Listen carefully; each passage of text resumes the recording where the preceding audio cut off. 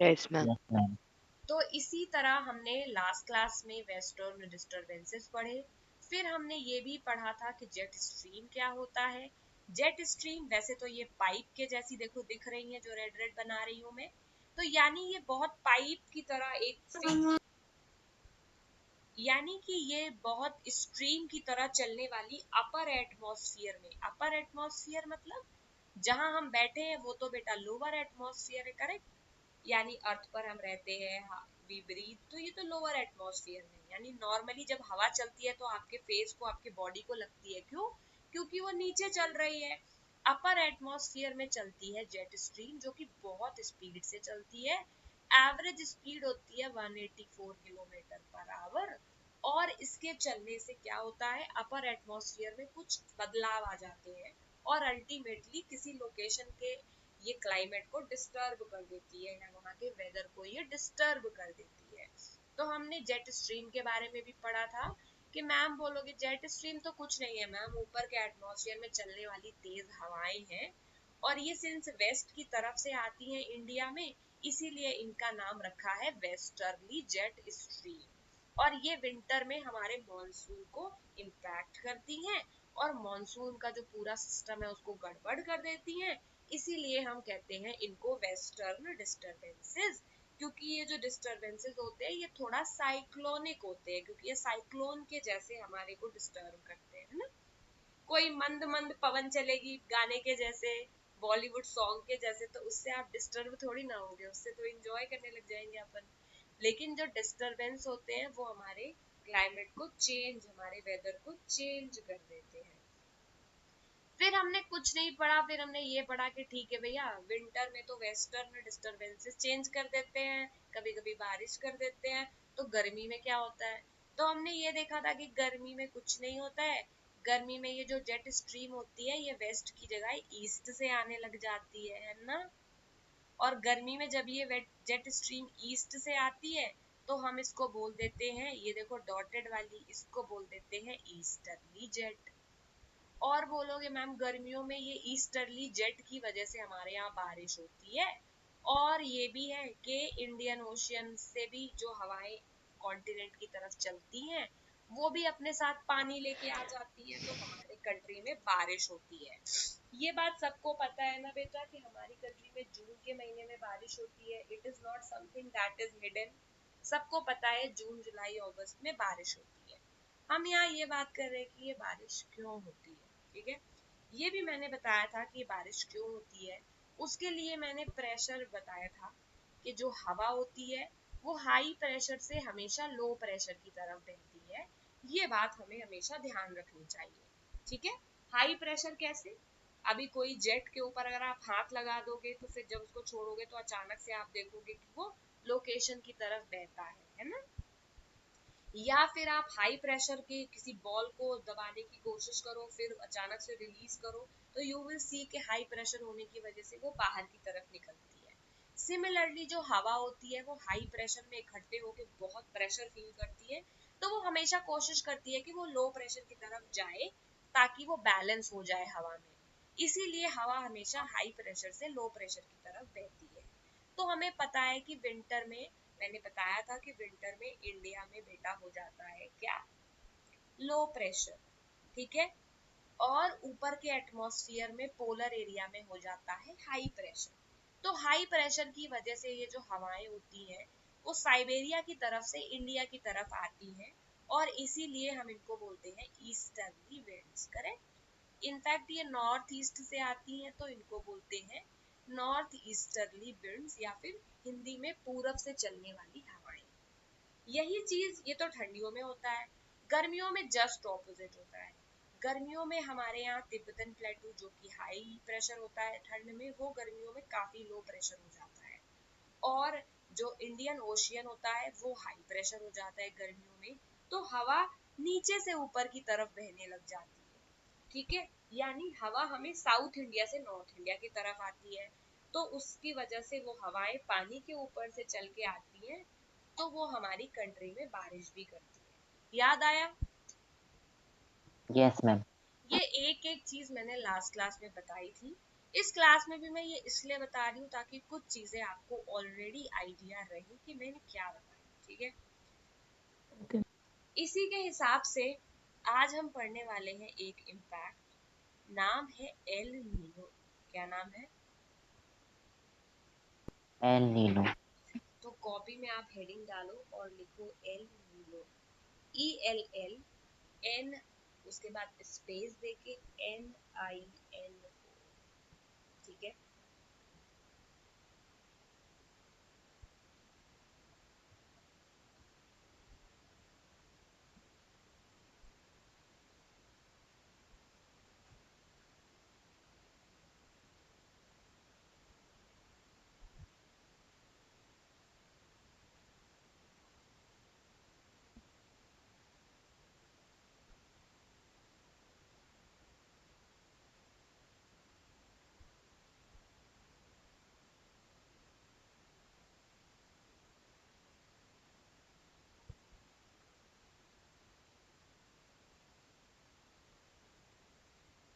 ठीक है, अब देखो लिख लिया हेडिंग। अब बहुत सिंपल लैंग्वेज में समझो, किस किस को पैसिफिक ओशन के बारे में पता है? पता है। सारे लोगों को पता है पैसिफिक ओशन के बारे में। जिसे नहीं पता है उसको मैं थोड़ा सा बना करके यहाँ बताती हूँ, अभी जान लो, बहुत छोटी चीज है। ये है बेटा हमारा इंडिया, ठीक है। इंडिया के नीचे यहाँ पर है Indian ocean.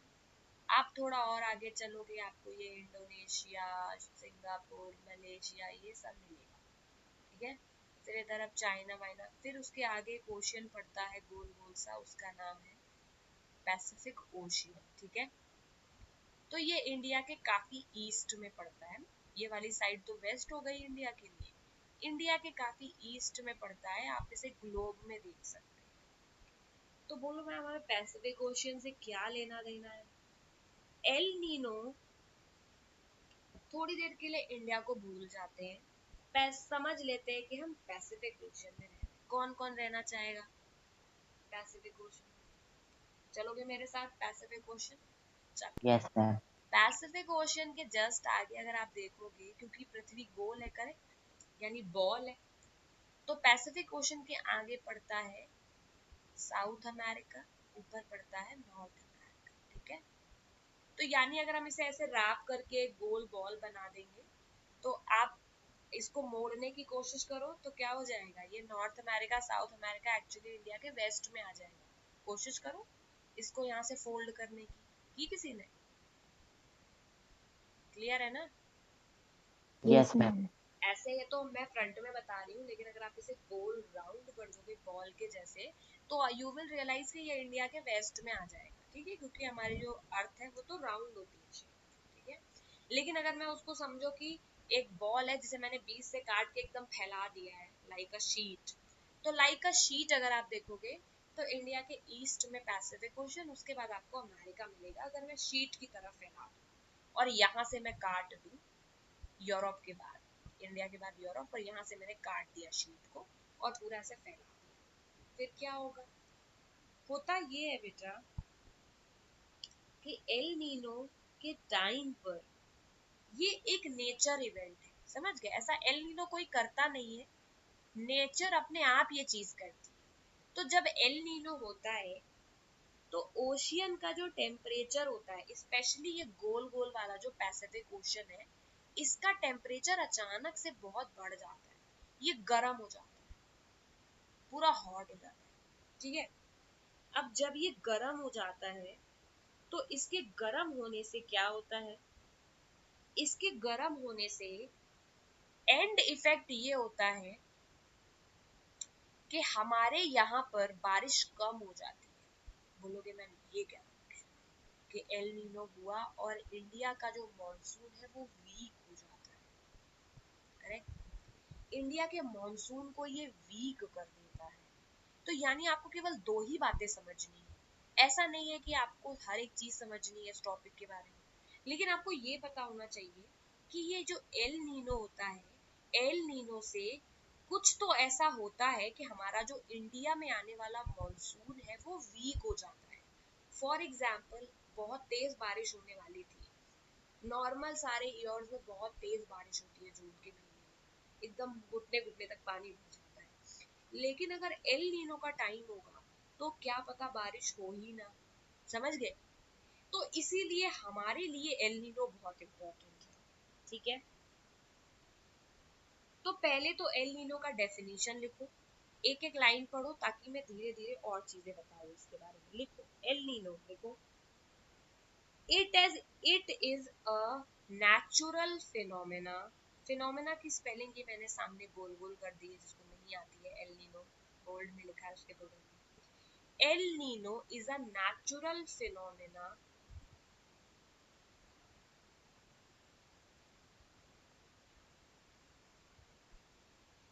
that occurs near South America।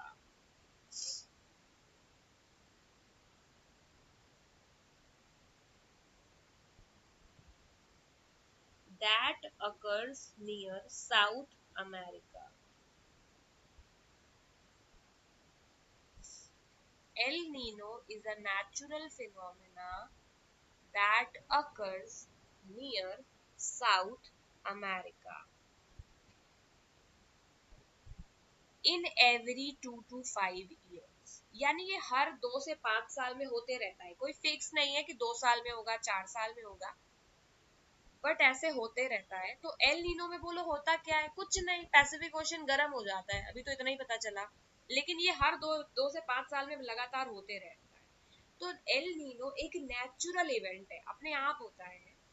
It occurs near south America, south America के पास ये होता है, और हर 2 से 5 साल में ये होता है, ठीक है?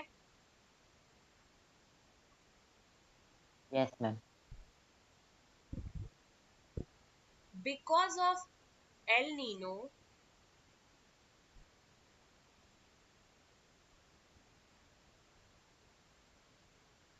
because of El Nino, sea surface temperature in Pacific Ocean rises। Because of El Nino, sea surface temperature, किसी को डाउट हो रहा है ये सुनने में, क्या मैंने नहीं बताई ये बात कि because of El Nino sea surface temperature, sea का जो ऊपर का सरफेस होता है, क्योंकि अगर आप सी में बहुत डीप चले जाएंगे तब तो पानी ठंडा ही होता है, लेकिन सी के सरफेस पे जो वाटर होता है वो गर्म हो जाता है। तो because of El Nino sea surface temperature in Pacific Ocean rises. Clear है? मैंने अभी भी बताया कि पैसिफिक ओशन गर्म हो जाता है। तो because of El Nino sea surface temperature of Pacific Ocean rises, वो बढ़ जाता है। Yes ma'am. ठीक है? Yes ma'am. तो जब ये बढ़ जाता है, because of El Nino sea surface temperature in the Pacific Ocean rises, और ऐसा होने के बाद सिंस टेम्परेचर बढ़ जाता है तो चलने वाली हवाओं की इंटेंसिटी ये कम कर देता है, ठीक है? चलने वाली हवाओं की इंटेंसिटी। आप मेरे को एक छोटी बात बताओ बच्चों, अगर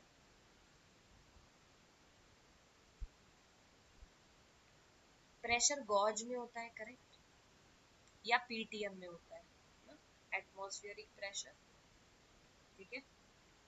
अगर किसी एरिया में 50 प्रेशर है, ठीक है, और दूसरे एरिया में 30 प्रेशर है, हवा कहाँ से कहाँ बहेगी? 50 से 50 से 30 तक। अगर ये 51-50 हो जाए और ये 30-30 रहे, तो क्या ये हवा और तेज बहने लगेगी? क्योंकि प्रेशर ज्यादा है, हाई प्रेशर। सबको समझ आ रही है बात? अगर मैं यस मैम। प्रेशर बढ़ाती जाऊंगी तो बोलोगे मैम आप और तेज हवा चलने लगी। अगर और प्रेशर हो जाए तो आंधी भी आ सकती है, करेक्ट? अब अगर इस 50 को मैं 30 कर दूं और इधर भी 30 रहे, तो क्या ये हवा बहेगी? नो मैम, मैम कांस्टेंट रह जाएगी। कांस्टेंट हो जाएगी। मान लो 30 की जगह मैंने सिर्फ 40 कर दिया, तो क्या होगा? बोलोगे मैम बहुत धीमे धीमे बहेगी। करेक्ट? सबको क्लियर है ना क्या बोल रही हूँ? Yes ma'am. बोलोगे मैम आपने बात तो सही कही। तो यानी कि बोलोगे मैम हम अक्लमंद बच्चे हैं, क्योंकि हमें पहले से ही पता है कि मॉनसून तो तब आ रहा है जब इंडियन ओशियन में हाई प्रेशर है, हमारी कंट्री में लो प्रेशर है, तो हवा यहाँ आ रही है। अगर इस हाई प्रेशर को मैं बढ़ाते जाऊंगा, 200 400 कर दूंगा, तो क्या हो जाएगा? बोलोगे मैम ये तो और तेज तेज मॉनसून आएगा हमारी तरफ, और बारिश होगी, है कि नहीं? अगर कोई बाहर से एक डेमन आ जाए, राक्षस आ जाए, जो इस हाई प्रेशर को कम करते जाए, 150 से 70 कर दे, फिर 60 कर दे, फिर 50 कर दे, तो हमारे ये कॉन्टिनेंट की तरफ, हमारे कंट्री की तरफ आने वाली हवाएं क्या कमजोर हो जाएंगी? Yes ma'am. बोलोगे मैम हवाएं, प्रेशर कमजोर हो जाएगा तो बेचारे हवाओं की ताकत ही कम हो जाएगी। बोलोगे मैम बहुत सारी हवाएं तो पानी लेके आ भी नहीं पाएंगी इंडिया। सही बात है? Yes ma'am. एग्री कर रहा है हर कोई क्या बोल रही हूँ मैं? Yes ma'am. तो एल नीनो यही तो करता है। एल नीनो प्रेशर में चेंज कर देता है। पूरी अर्थ में बहुत सारे फिनोमेना एक दूसरे को इम्पैक्ट डालते हैं। एल नीनो यहाँ नहीं हो रहा है, ये यहाँ कहीं हो रहा है पैसिफिक ओशन में, लेकिन पैसिफिक ओशन को ये इतना गर्म कर देता है कि यहाँ पर लो प्रेशर हो जाता है। समझ गए? अब ये बेचारा हमारा हाई प्रेशर कंफ्यूज हो गया। क्या कंफ्यूज हो गया? अरे इधर जाऊं कि इधर जाऊं, किधर जाऊं, एक अकेला इंसान मैं किधर किधर जाऊं? कभी होता है एक अनार 100 बीमार। तो पहले क्या होता है, नॉर्मल डेज में ये है इंडियन ओशियन, यहाँ हाई प्रेशर होता है जून के टाइम पे। हमारी जो कंट्री है उसमें लो प्रेशर होता है क्योंकि गर्मी होती है, और गर्मी में हवा हल्की हो जाती है। करेक्ट? एटमॉस्फेयर में ऊपर उठ जाती है। ये सब साइंस की चीजें हैं, सबको थोड़ी थोड़ी तो पता ही होंगी कि जब टेम्परेचर बहुत बढ़ जाता है तो गैस में एक्सपेंशन हो जाता है। पढ़ाया सागर सर ने? Yes ma'am. और जब गैस में एक्सपेंशन हो जाता है तो प्रेशर कम हो जाता है। तो ये बात तो सबको समझ आती होगी कि क्यों गर्मियों में हमारी कंट्री में लो प्रेशर होगा। समझ गए? Yes ma'am. तो हमारी कंट्री में लो प्रेशर होता है, इंडियन ओशियन में हाई प्रेशर होता है, तो मस्त हवाएं यहाँ से यहाँ चलती हैं, बीच में पड़ता है पानी, एटमॉस्फेयर से मॉइस्चर को लेकर के वो आती है इंडियन कॉन्टिनेंट में, बारिश करती है और हम बारिश में नहाते हैं। ये होता है गर्मियों में। कभी कभी 2-4 साल में अर्थ अपना एक अलग मजा चखाती है, इसे कहते हैं प्रकृति के, नेचर के अपने अलग बदला लेने के नियम। होता एकदम उल्टा हो जाता है। किसी को इतना डिटेल में नहीं पता कि आखिर पैसिफिक ओशन इतना गर्म क्यों हो जाता है, लेकिन पैसिफिक ओशियन जो इंडियन ओशन का बड़ा भाई है, वो भी यहाँ पर गर्म होने लगता है। इसको इससे कंपटीशन हो जाता है कि तुम्हारे अच्छा तुम मानसून बना रहे हो, अभी बता दो, ये गर्म हो जाता है। और गर्म होते होते ये बहुत बड़ा है, तो ये बहुत बड़ा लो प्रेशर क्रिएट करता है। अब ये बेचारा हाई प्रेशर, इसको समझ नहीं आता है कि ये इधर जाएगा कि इधर जाएगा। समझ गए? तो ये हमारा हाई प्रेशर कमजोर होने लगता है, और ये थोड़ा इधर बट जाता है इस तरफ, थोड़ा इधर बट जाता है। तो अब बताओ, एक रोटी एक आदमी खाएगा तो उसका पेट भर जाएगा, वो 2 लोगों में बट जाएगी तो लोगों को फिर आधी आधी तो मिलेगी, है ना? यस तो मैम। इससे जो हमारी मॉनसून की इंटेंसिटी है वो बताओ कम हो जाएगी कि ज्यादा हो जाएगी? कम हो जाएगा। कम हो जाएगी। किसी को डाउट है? किसी को एल नीनो नहीं समझ आया? कोई है ऐसा बच्चा? तो तुमने आज बेटा वो टॉपिक समझ लिया है जो बड़े बड़े बड़े बुजुर्गों को नहीं समझ में आता है। ठीक है? मैंने डिटेल में इसलिए नहीं बताया बिकॉज ये बहुत कॉम्प्लेक्स है and then you will get confused. आपके लेवल पे इतना लिखने के लिए, क्योंकि ये पूछेंगे कैसे गर्म हो रहा है, कहाँ से चल रही हवाएं, हमें समझाओ, तो क्या होगा? चक्री खाओगे, सर जो तेरा चक्राए हो जाएगा। ठीक है? तो हम क्या करेंगे, केवल इतना ही समझेंगे। समझ में आ गया है? डायग्राम भी पता चल गया है? क्या हम इसे लिख लें? Yes ma'am. ठीक है, तो इसे लिख लेते हैं। कहाँ तक लिखा? Ma'am El Nino sea surface temperature rises. So because of El Nino, the sea surface temperature of the Pacific Ocean rises. ठीक है? It changes the pressure condition. किसी को इस लाइन का मतलब समझ आया? It changes the pressure condition. बोलो मैम अभी आपने तो बताया कि प्रेशर चेंज करके उसने लो प्रेशर कर दिया। So it changes the pressure condition and weakens the trade wind. और ट्रेड विंड्स जो मॉनसून लेके आ रही हैं उनको ये वीक कर देता है, ठीक है।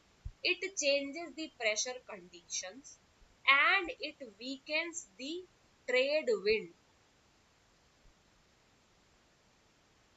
because of which pressure in pressure situation in Indian Ocean changes and Indian monsoon get weak। ठीक है, क्लियर है? फिर से बोलती हूँ, sea surface temperature of the Pacific Ocean rises। ठीक है,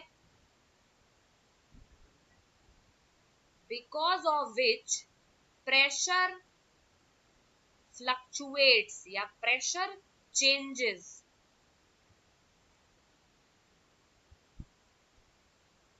and trade winds get weak।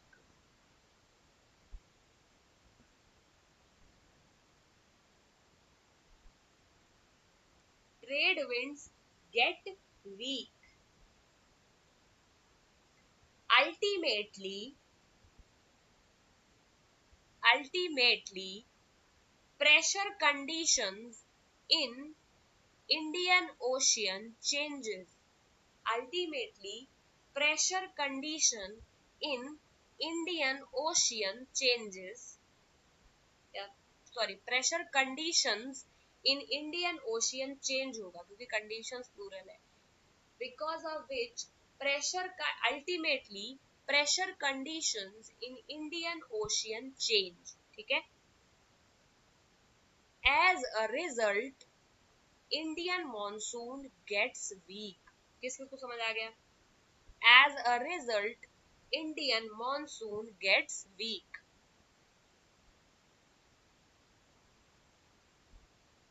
Yes ma'am. Yes ठीक मैम। है, तो अब क्या है? बोलोगे मैम ये क्या बात होती है? कभी हाँ कभी ना कर दिया है एल ने, तो कभी होता है कभी नहीं होता है। बोलोगे हर 3 से 5 साल में पनौती की तरह आ जाता है ये, तो इसको क्या बोलते हैं? जो चीज बार बार होती है, ऐसे तो मैंने इंग्लिश क्लास में बताया, उसे क्या बोलते हैं? अरे बताओ, जो चीज बार बार होती है वो क्या नेचर है? फ्रीक्वेंटली। पीरियोडिक, है ना। बोलोगे मैम ये तो कभी हाँ कभी ना वाली हालत है, कभी इधर होता है कभी उधर होता है। यानी जो एल नीनो है वो ऑसिलेट करता है, करेक्ट। कभी इधर जाएगा गड़बड़ कर जाएगा, कभी इधर जाएगा अच्छा कर जाएगा। तो जो एल नीनो होता है वो फ्लक्चुएट करता है, ऑसिलेट करता है। तो और ये कहाँ होता है? सदर्न हेमिस्फीयर में। तो इसका पूरा नाम क्या होना चाहिए?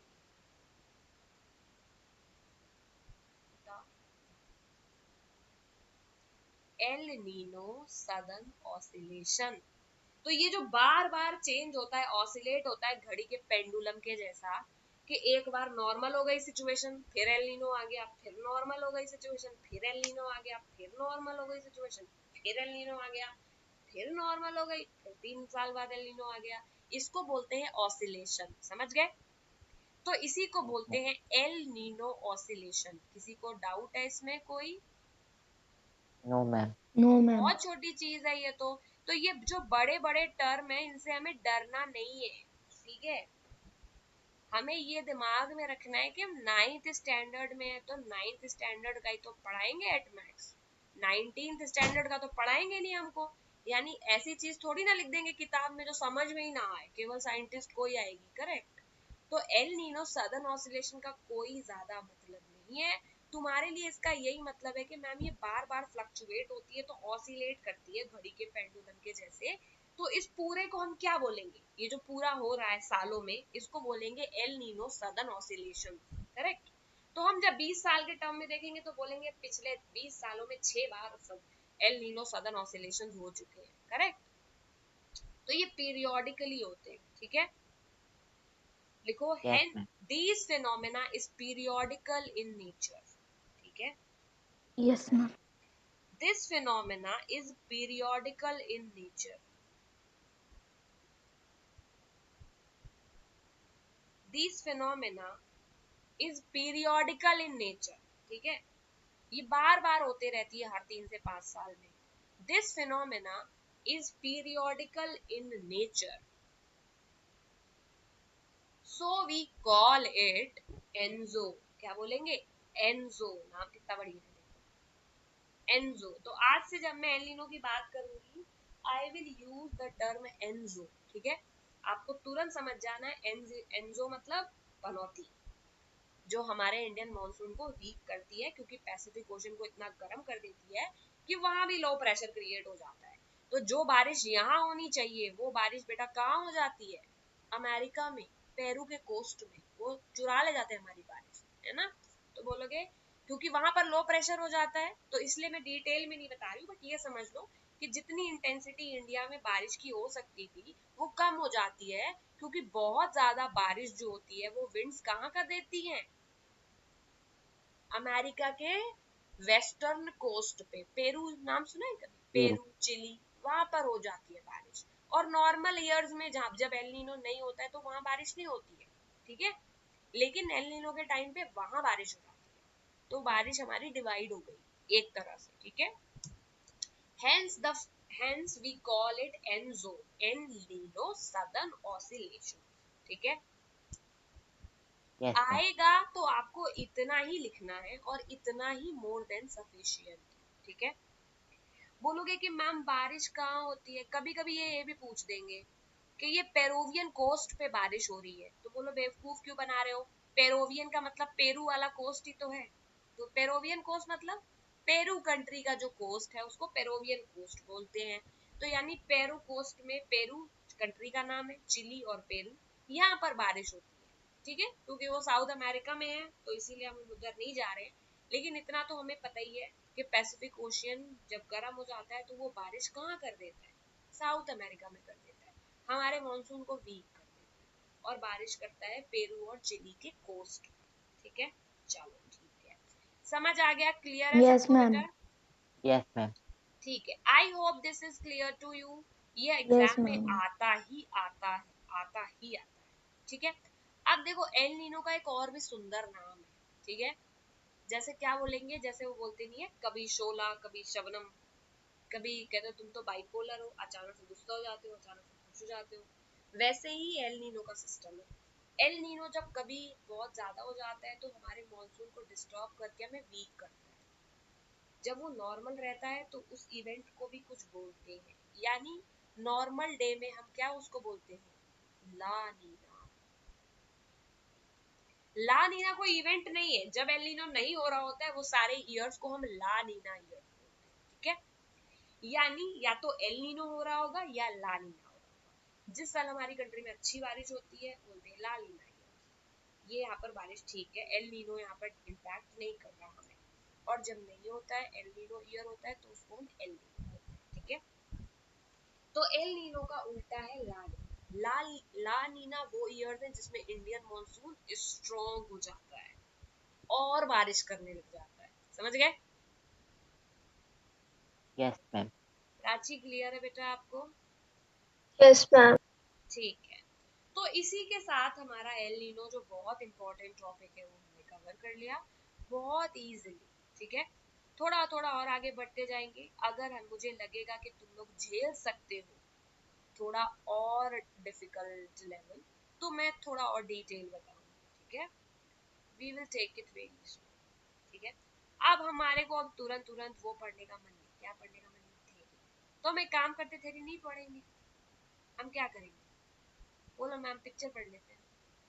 ऐसा होता है ना तुम लोगों के साथ, जो सबसे इजी है जल्दी है वो पढ़ लेते हैं। चलो, तो जो अच्छा बच्चा है जो जल्दी जल्दी पढ़ लेते हो, तो फिर मुझे ये बताओ कि इसमें क्या बना हुआ है। टेल मी, कोई पहचान पा रहा है?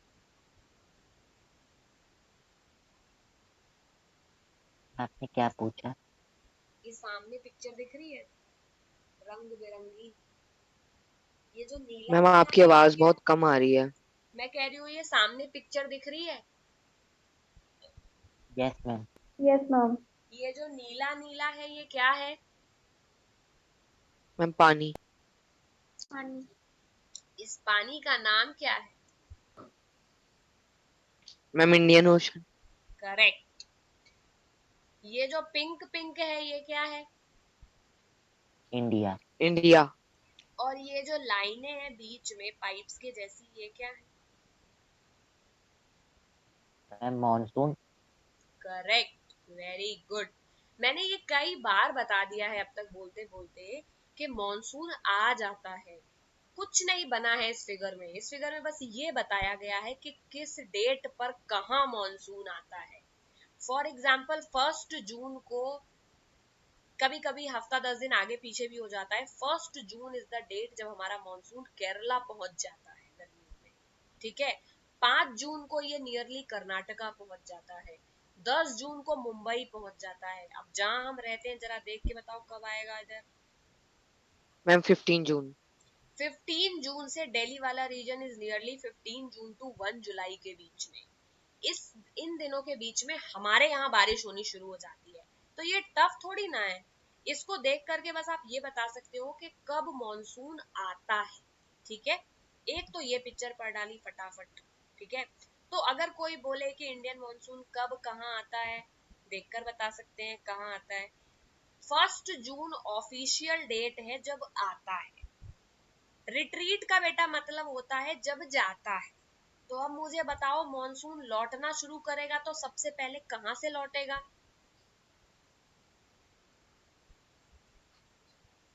मैम कश्मीर से। Very good. सबसे लेट जहां पहुंचा है सबसे पहले वहीं से लौटेगा। अबे मॉनसून तो इंसान है ना, कि यहाँ से जा रहा है फिर वापस आ रहा है। तो सबसे पहले वहां से लौटेगा जहां से आया है। ठीक है। इसीलिए जब रिट्रीट करता है तो 1 सितंबर और 15 सितंबर में ही नॉर्थ इंडिया में बारिश होनी बंद हो जाती है नॉर्मली। ठीक है। लेकिन साउथ इंडिया तक आते आते अक्टूबर नवंबर लग जाते हैं बारिश को। ठीक है। यानी अक्टूबर नवंबर तक रिट्रीट होता है साउथ में। सबसे पहले वो कौन सी जगह खाली करता है? जब हम घूमने जाते हैं तो जिस लोकेशन पे लास्ट में पहुंचते हैं सबसे पहले उसी को खाली करते हैं ना। यस तो मैम। यही यहाँ पर भी हो रहा है कि मॉनसून आ रहा है लेकिन सबसे पहले नॉर्थ इंडिया से पीछे हटता है वो, क्योंकि नॉर्थ इंडिया में वो लास्ट में आता है। तो 1 सितंबर में कहाँ खाली कर दिया मॉनसून ने? राजस्थान को। 15 सितंबर में दिल्ली से निकल गया वो। 1 अक्टूबर में थोड़ा और नीचे लखनऊ भोपाल। 15 अक्टूबर तक आते आते हैदराबाद और नवंबर और फाइनली दिसंबर तक जो हवाएं हैं वो पूरी रिट्रीट होकर के इंडियन ओशियन में वापस चली जाती है। किसी को क्लियर है? Yes ma'am. तो बोलोगे मैम इसका मतलब ये हुआ 15 सितंबर तक अगर राजस्थान से वापस लौट जाता है तो 15 सितंबर तक तो राजस्थान में बारिश होती है। और अगर ये 1 अक्टूबर या फिर 30 सितंबर या 1 अक्टूबर के आसपास ये दिल्ली से निकल जाता है तो तब तक तो दिल्ली में भी बारिश होती है। अगर आप बोल रहे हो कि केरला से और साउथ इंडिया से ये दिसंबर में नवंबर में वापस जाता है तो क्या नवंबर दिसंबर में यहाँ बारिश होती है? बताओ, होती होगी? बताओ ना। यस मैम होती होगी थोड़ी थोड़ी। होती है बारिश यहाँ पर। इसी को बोलते हैं रिट्रीट ऑफ मॉनसून। क्यों? क्योंकि वो अभी तक हम वहां से लौटा नहीं है ना बेटा, वहां से वो दिसंबर में नवंबर में लौट रहा है। तो तब तक साउथ इंडिया में बारिश होते रहती है। और यही रीजन है कि जब हमारे यहाँ बारिश नहीं होती, इस वक्त हमारे यहाँ बारिश नहीं हो रही है, but there are high chances कि इस वक्त तमिलनाडु और केरला में बारिश हो रही होगी, क्योंकि वहां पर रिट्रीट होने के फेज में है अभी मॉनसून। ठीक है। Yes ma'am. ठीक है। बोलोगे मैम हमारे साथ इतना दुर्व्यवहार क्यों करता है ये मॉनसून? हमारे यहाँ से इतने जल्दी क्यों चले जाता है? हमें भी मन करता है कि हम डांस करें। तो ऐसा ये मॉनसून बेटा जानबूझकर नहीं करता। क्या होता है, ये नॉर्थ इंडिया तक चला गया। ठीक है।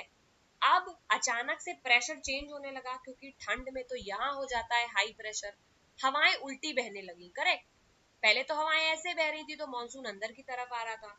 जैसे जैसे ठंड आने लगी वैसे वैसे यहाँ पर हाई प्रेशर होने लगा, अब हवाएं उल्टी बहने लगी। उल्टी बहती हुई ये हवाएं कहाँ से गुजर रही है? क्या बीच में कोई पानी पड़ रहा है? No ma'am. अरे पड़ रहा है, आंखें खोल के देखो, कहाँ पड़ रहा है? बोलो मैम। कैलकाटा तक तो सब ठीक था, लेकिन उसके बाद जब ये हवाएं बे ऑफ बंगाल गई तो यहाँ मिल गया इनको पानी, और ये हवाओं ने यहाँ से पानी उठाया और लौटते हुए ये साउथ इंडिया में बारिश करते हुए निकल गई। इसीलिए वहां ठंड में भी बारिश होती है। समझ गए? Yes ma'am. सब पता चल गया है तुमको कि ऑनसेट ऑफ मॉनसून क्या होता है, रिट्रीट ऑफ मॉनसून क्या होता है। तुम्हें पता भी नहीं चला और तुम्हें सब पता है। तो ऑनसेट ऑफ मॉनसून का मतलब होता है जब बारिश की शुरुआत होती है। तो अगर मैं तुमसे बोलूं कि बेटा ऑनसेट कब होगा इंडियन मॉनसून का, कब जागेगा, बोलोगे मैम समर सीजन में ऑनसेट होता है इंडियन मॉनसून का। ये देखो ऑनसेट लिखा हुआ। उसके बाद बोलो मैम ये बरसते रहता है। जब मॉनसून पीक पर पहुंच जाता है तो इसे बर्स्ट बोलते हैं, यानी फट गया मॉनसून, पूरी तरह आ गया कंट्री में। फिर थोड़े टाइम के बाद ये वापस लौटने लगता है। जब ये वापस लौटने लगता है तो इसे हम रिट्रीट ऑफ मॉनसून कहते हैं। क्या कहते हैं? Retreat of monsoon. Retreat of monsoon. और लौटते वक्त ये साउथ इंडिया में बारिश करता है और इसीलिए विंटर्स में वहां बारिश होती है। सबको क्लियर है? Yes ma'am. अब अगर क्लियर हो गया तो जरा पढ़ भी लें, हमें तो सब पता है, देखें इन्हें क्या क्या पता है। Monsoon unlike the trades are not steady. Monsoon ऐसे स्टीडी विंड्स नहीं होते हैं, ये पल्सेटिंग नेचर के होते हैं, यानी ये वेव्स पल्स के फॉर्म में चलते हैं। पल्स कैसी होती है? चेंज होती रहती है, कभी हार्ट बीट के जैसी, कभी ऊपर कभी नीचे, कभी ऊपर कभी नीचे। तो क्या होता है, क्योंकि हमेशा हर एटमॉस्फेयर में डिफरेंट अलग अलग तरह की कंडीशन होती है, तो कहीं पर ये ज्यादा बारिश करता है, कहीं पर ये कम बारिश करता है। नॉर्मल रेनफॉल धीरे धीरे इंक्रीज करती है और फिर धीरे धीरे और तेज बारिश होना शुरू हो जाती है, और इसे हम बर्स्ट ऑफ मॉनसून कहते हैं। ठीक है?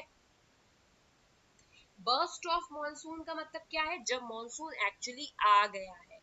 कभी कभी मॉनसून नहीं आता, उसके पहले ही बारिश आ जाती है। ठीक है? कभी कभी आप देखते हो मार्च अप्रैल में भी बारिश हो जाती है, बोलते हैं अभी तो आया नहीं है मॉनसून, पहले ही बारिश होने लगी। जब मॉनसून आने के पहले ही बारिश होना शुरू हो जाती है उसको प्री मॉनसून शावर कहते हैं, यानी वेलकम करते हैं मॉनसून को कि अब आने वाला है। तो जब आने वाला होता है तो वेलकमिंग करते हैं, तो उसको प्री मॉनसून, क्योंकि मॉनसून अभी आया नहीं, उसके पहले ही बारिश हो गई, बारिश का मतलब शावर। तो प्री मॉनसून शावर वो बारिशें हैं जो एक्चुअल मॉनसून के पहले ही आ जाती है। फिर धीरे धीरे मॉनसून आता है। जब मॉनसून के आने का टाइम हो जाता है और अचानक सब जगह बारिश अच्छे से होने लग जाती है, मोर वोर नाचने लग जाते हैं ना, और सब गीला गीला होने लगता है, तो उसको बोलते हैं बर्स्ट ऑफ मॉनसून, यानी मॉनसून पूरी तरह आ गई। ठीक है? तो ये तो कहानी थी, अब देखते हैं reality. The monsoon arrives at the southern tip of Indian peninsula. Peninsula क्या होता है? बोलो मैम हमें सब पता है, ये ट्राइंगुलर शेप का मास है जिसके तीन तरफ पानी है, और ये इंडियन पेनिनसुला इसलिए बोल रहे हैं क्योंकि इंडिया का साउथ पार्ट पेनिनसुला ही है। करेक्ट? वो ट्राइंगल शेप का है, एक तरफ बे ऑफ बंगाल है, एक तरफ अरेबियन सी है, और नीचे की तरफ इंडियन ओशियन है, यानी तीनों तरफ से ये पानी से घिरा है। इसीलिए इन्होंने यहाँ इंडिया की जगह इंडियन पेनिनसुला लिख दिया।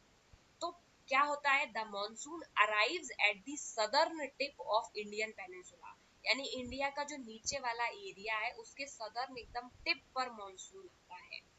और कब आ जाता है? Generally by the first week of June, और जनरली जून के पहले वीक में ही आ जाता है। सब्सिक्वेंटली फिर आगे ये बढ़ते रहता है दो ब्रांच में। क्यों? बोलोगे मैम अब अच्छे अच्छे पहाड़ के सामने तो सबको झुकना पड़ता है, फिर ये तो हवाएं हैं।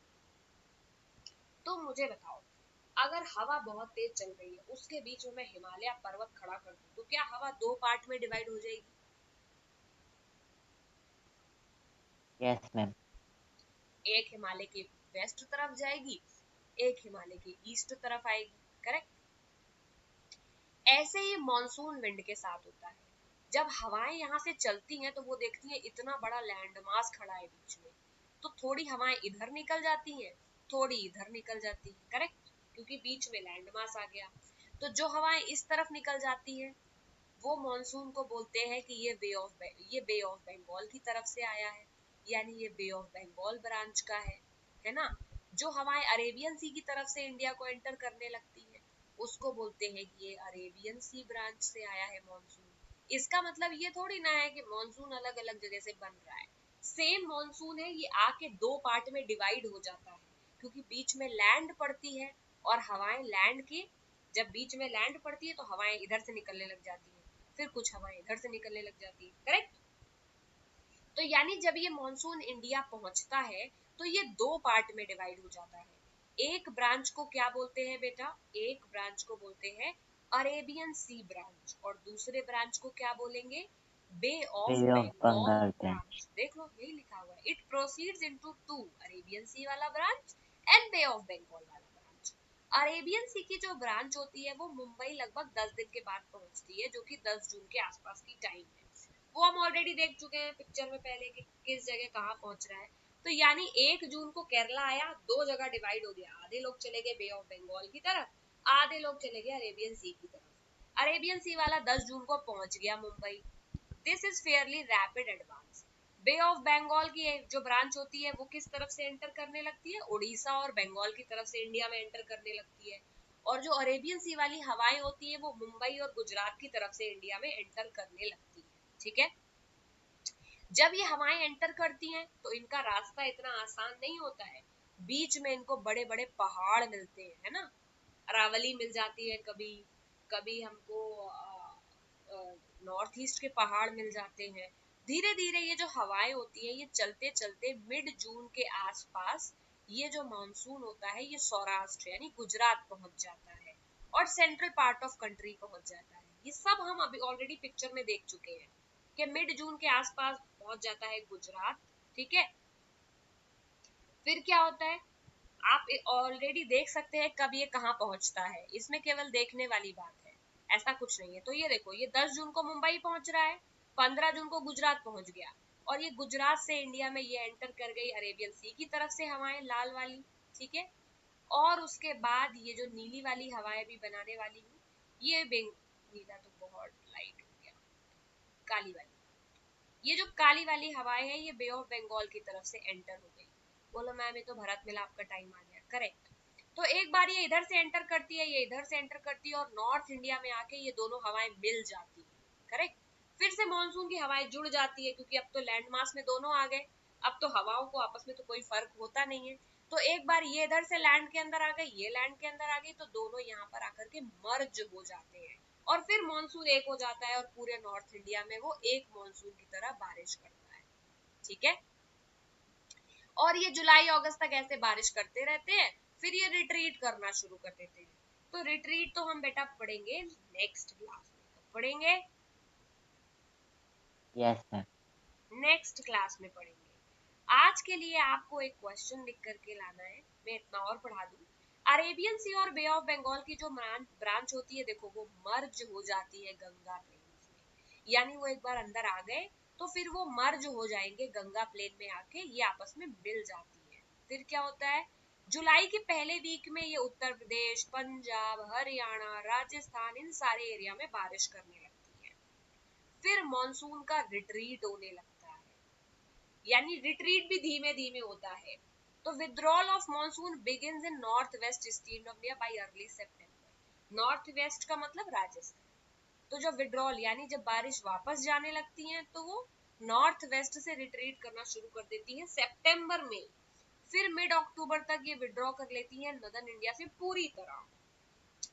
फिर अर्ली दिसंबर तक मॉनसून पूरी कंट्री से ही विड्रॉ कर लेता है, यानी दिसंबर तक वो साउथ इंडिया से भी चला जाता है। ठीक है, आइलैंड के Yes, बारे में ma'am. हम नेक्स्ट क्लास में बात करेंगे। ईमानदारी से बताओ किस किस को मॉनसून कब कहाँ आता है पता चल गया? Yes ma'am. क्योंकि बेटा ये टॉपिक बहुत इजी है मॉनसून वाला, ऑसिलेशन वाला टफ था तो मैंने खुद लिखा दिया। मॉनसून बहुत इजी है, आपको बस ये लिखना है कि मॉनसून विंड्स पल्सेटिंग होती है, यानी नेचर में पल्स के जैसी होती है, और इसको बर्स्ट कहते हैं। कब प्री मॉनसून कब होता है, 10 जून को कहाँ पहुंचता है, कब वापस आता है, ये सब ऑलरेडी पिक्चर में बना हुआ है। आई वुड सजेस्ट कि तुम लोग इसके ऊपर एक शॉर्ट नोट बना लेना। अगर तुम्हें दिक्कत होगी तो मैं नेक्स्ट क्लास में बता दूंगी, बट ये क्वेश्चन बहुत इजी है तो you can easily do it. तो ऑनसेट ऑफ इंडियन मॉनसून के ऊपर आपको एक क्वेश्चन लिखना है। क्या है? Describe the onset of Indian monsoon. I think ये पीछे एक्सरसाइज का क्वेश्चन भी है, so if you do it तो आपका ये कवर हो जाएगा। काफी सारी चीजें तो मैंने करा दी है। फॉर एग्जाम्पल, अच्छा देखो, एक क्वेश्चन है इधर, the Tamil Nadu coast receives winter rainfall. क्या तुम जानते हो क्यों?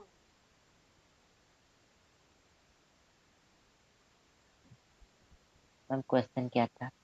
तमिलनाडु में सर्दियों में भी बारिश होती है, क्यों? मैम क्योंकि मॉनसून विंड्स उनके पास लेट से पहुंचती है। मैम रिट्रीटिंग होता है उस समय। नहीं, क्योंकि retreating monsoon bay of Bengal branch वाला, it receives it showers rain there. तो बे ऑफ बंगाल से जो रिट्रीट होकर मॉनसून आता है तो तमिलनाडु में दिसंबर तक बारिश करता है। ठीक है, लेट बारिश साउथ इंडिया में ही पूरे होती है। अभी तो बताया मैंने कि रिट्रीट मॉनसून वहां पर बारिश करता है। तो आपको बहुत सारी चीजें हैं। अच्छा ये बताओ, राजस्थान, गुजरात और लीवार्ड जो वेस्टर्न, ये तो है वेस्टर्न घाट्स में होता है। ओके, पहला question, what are the controls affecting climate of India? क्या कर लिया हमने?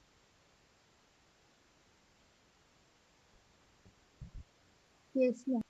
What are the jet streams and how they affect climate? कर लिया। Yes yes ma'am. Yes, ma'am. ये करना है, डिफाइन मॉनसून। अच्छा ये ब्रेक ही पूछा है मैंने, मेरी तरफ से एक क्वेश्चन कर लो, ब्रेक के साथ साथ ऑनसेट भी कर लो। ठीक है, तो डिस्क्राइब ऑनसेट ऑफ मॉनसून ये कर लो, ब्रेक हम अगली क्लास में करेंगे, उसके अगली क्लास में फिर सारे ही हो जाएंगे। ठीक है, discuss the mechanism of monsoon, ये इसी में कवर हो जाएगा। तो हेडिंग डाल लेना मैकेनिज्म ऑफ मॉनसून, और उसमें सबसे पहली हेडिंग डाल लेना ऑनसेट ऑफ मॉनसून, क्योंकि मैकेनिज्म में तीनों चीजें आती है ना, ऑनसेट भी आ जाएगा उसी में रिट्रीट भी आ जाएगा, ब्रेक भी उसी में आ जाएगा। तो मैकेनिज्म ऑफ मॉनसून की सब हेडिंग डाल लेना ऑनसेट ऑफ मॉनसून, और इसे कर लेना। ठीक है, Yes, ma'am. Yes ma'am. Okay, yes ma'am. चलो बेटा, दैट्स ऑल फॉर टुडे। आज के लिए इतना ही। Ma'am attendance. अटेंडेंस में भी नहीं। ठीक है, सो हम अगली क्लास में मिलते हैं पूरे मॉनसून के साथ। अभी तक जितना पढ़ाया है अगर आप इसे रिवाइज करके आएंगे तो आपके लिए बहुत अच्छा रहेगा। ठीक है, ओके मैम।